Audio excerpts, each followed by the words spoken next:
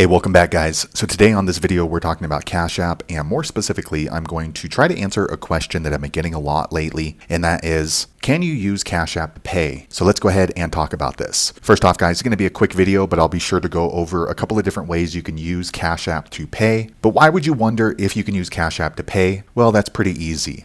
Maybe your family and friends sent you money on Cash App and you're not sure how you can use it to pay for things. Whatever the case is, there are a couple of limited ways you can use Cash App to pay for things. Let me go ahead and open up the app. It's this green and white one right here. Check my video description. I'll try to leave more information there, but I'm going to open my Cash App now. Okay guys, I went ahead and opened up my Cash App. This is the home screen. Now, if you're looking to use Cash App to pay for things, there's three ways that I know of. The first way is if you are going to be paying somebody directly and they have Cash App, you can easily just pay them through Cash App by clicking on this button, Pay. Once you click on Pay, then this screen is going to pop up, so you can easily just type in their phone number, their email, or their cash tag. Once you have that information, then you can easily pay them through Cash App. But if you're at a company like McDonald's or you're at 7-Eleven or something like that, generally you cannot use this feature to pay them directly unless you're talking to the owner themselves. So me personally, I've never actually paid anybody for services through this except for at a parking lot. The person who was running the parking lot, he was the owner, and I asked him if I can send him money through Cash App, and he said yeah,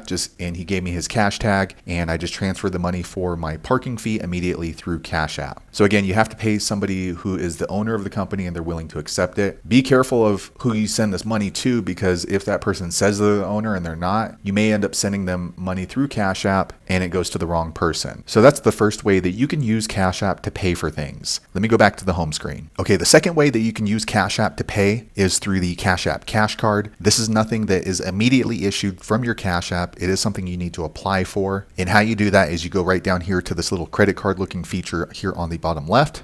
Once you go there, then you can go ahead and just follow the process to order a Cash App Cash Card. If you need help with that, go back and watch my other video that describes that in detail. Now, once you have the Cash App Cash Card, it is a Visa debit card and it's connected to your balance in your Cash App Cash Card. So you can easily use it at stores like McDonald's or Walmart, places like that. And it's basically just a debit card. So it operates almost the same as your bank debit card. So when you're at the register, you can just swipe it and you can pay for things with your Cash App balance. But again, that is something that you need to apply for. It's not something that's immediately issued and available through your Cash App. So that's the second way that you can use Cash App to pay for things. And the third and final way that I'm aware of to use Cash App to pay will be by transferring money from your Cash App into your bank account. So if you bank with like Chase or Wells Fargo or something like that, basically what you would do is you would go to Cash Out through your balance here on this bottom left button. Okay, once you're here, then you can go ahead and click on this Cash Out button. And then once you have done that, you can choose how much money you would like to send from your Cash App into your bank account. And then once the money's in your bank account, you can use those funds to pay for things with your regular debit card through your bank, whatever it might be, Chase or Wells Fargo. So that's kind of a long process. It's not really immediate. Also, if you need help with the Cash Out feature, be sure to go back and watch my other video that describes that process in detail. Also, when you're sending cash out of your Cash App into your bank account to use it to pay for things,